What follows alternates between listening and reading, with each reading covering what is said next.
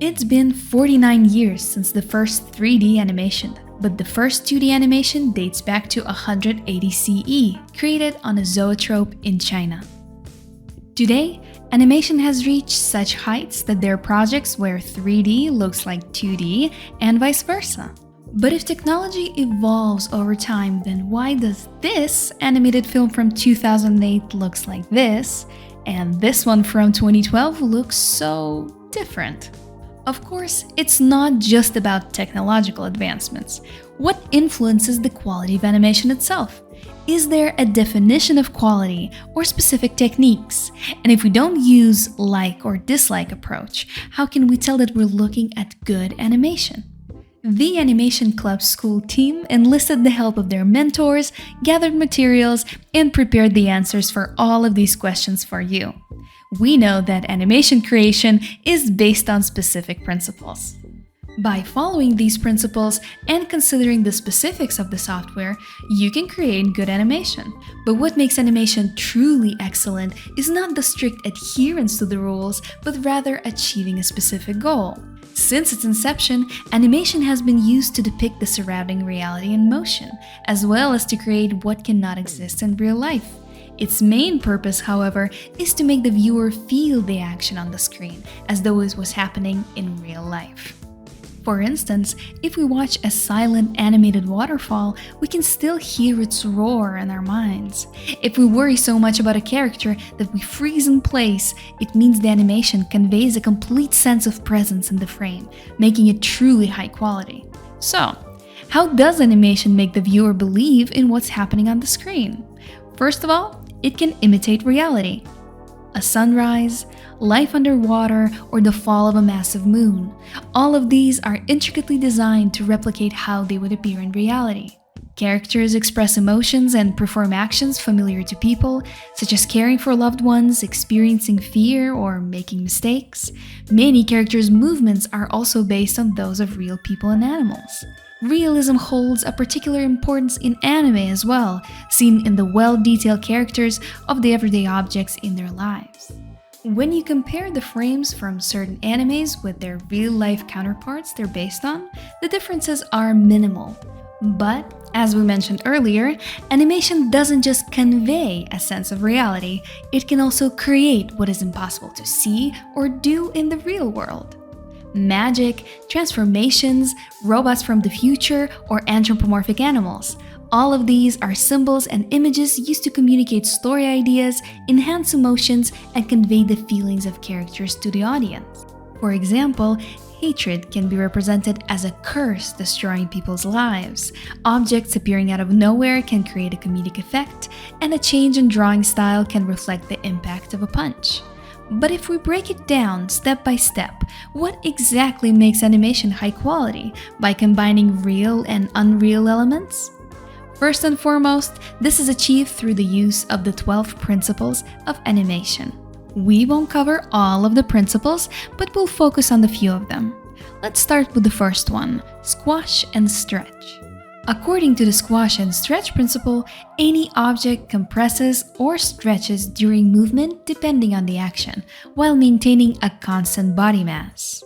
This principle allows for a realistic depiction of weight and flexibility in characters or varying densities of objects. By exaggerating these properties, you can vividly showcase a character's emotions, enhance the expressiveness of the poses, or create a comedic effect. The principle of follow-through and overlapping action states that motion never completely stops before the next movement begins, as all parts of a character's body are interconnected in a hierarchical structure. Follow-through means when a character moves, all of the body parts will follow the action, but not simultaneously. They will move depending on their inertia. Overlapping action refers to the intermingling of movements where one action gradually transitions into the next. For example, animated walking mimics real-life motion. It starts with the hip, which lead the legs. The torso follows the hips, turning the shoulders. Ears, tails, or the edges of clothing will move with inertia, trailing the main body mass. This principle gives the impression that characters obey the laws of physics.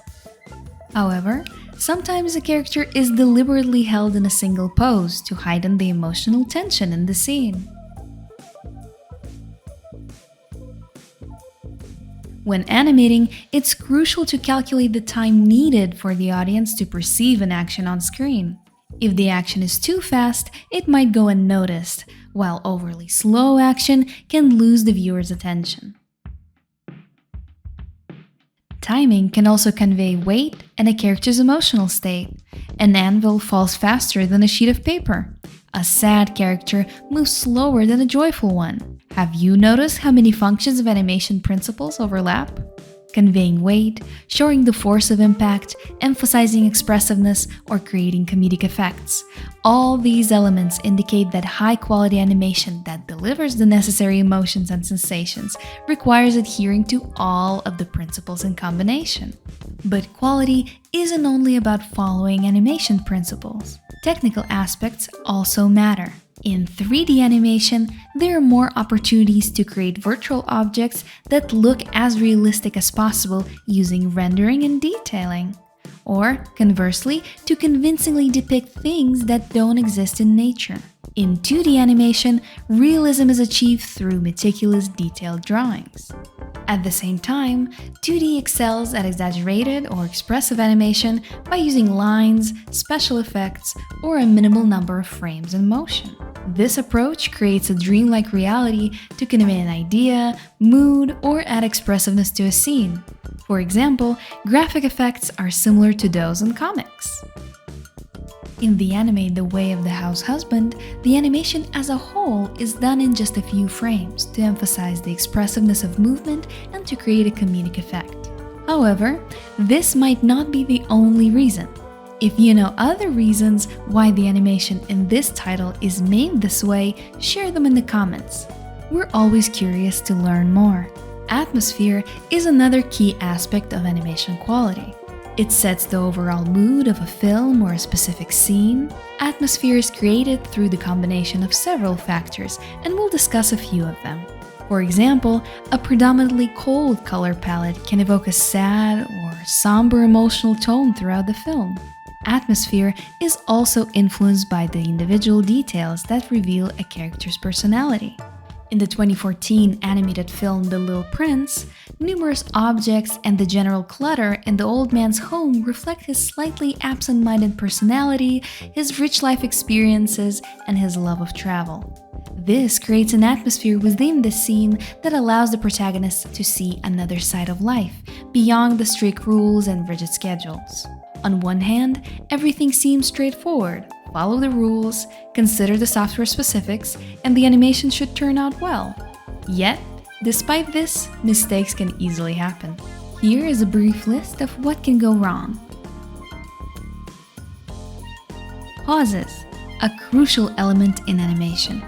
They affect the rhythm of motion, and pauses between poses are especially significant. With pauses, movements become clear and readable. Without them, animation appears overly smooth and the character's actions lose their expressiveness.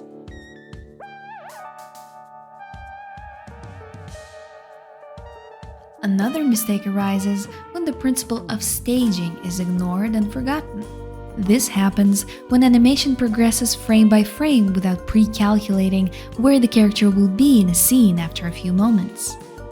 As a result, the character's proportions may change during the animation, and the frame composition may break.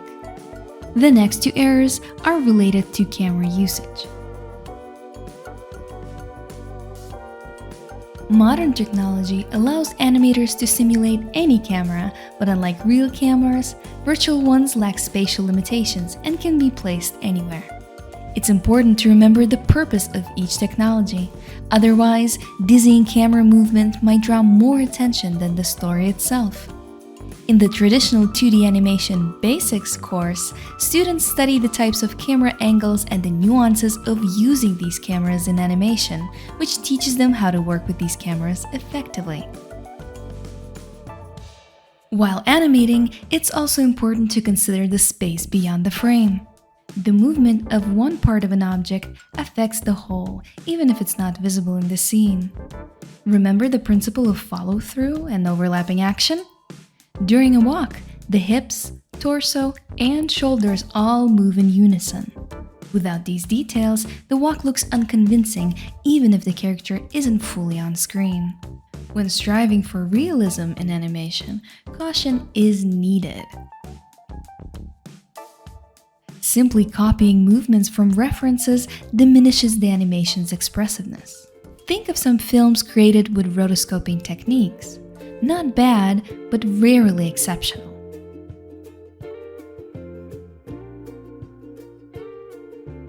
Additionally, aiming to make characters overly realistic can harm the animation. According to the hypothesis of Japanese scientist Masahiro Mori, any object too similar to a human may provoke unease in people. This is known as the uncanny valley effect, where characters become so lifelike that they elicit rejection, fear, or laughter. While this phenomenon can be deliberately used to evoke these reactions, it should not be overused. So, how do you create high-quality animation without mistakes? Unfortunately, mistakes are inevitable. But recognizing them and knowing how to address them is already half the battle. If you notice missing frames in animation, you can always add them. If a ball seems too light, you can adjust the bounce dynamics.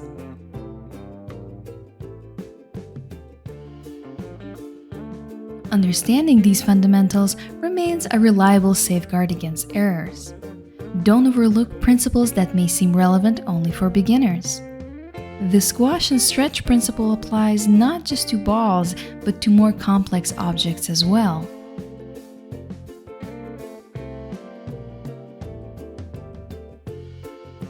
Proper resource and workload management are equally critical since they also impact animation quality.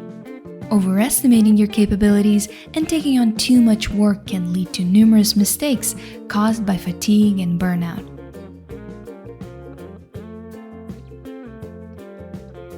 And remember, every technology or animation technique is simply a tool for storytelling. Always ask yourself, why are you using this specific technique and what do you aim to convey with it? At Animation Club School Traditional 2D Animation courses, students study both fundamentals and the software's technical features. Equipped with the knowledge and the skills, many students land jobs during their studies. If you want to do the same, sign up for the course. If you enjoyed this video on our channel, you know how to let us know. This has been the Animation Club School team.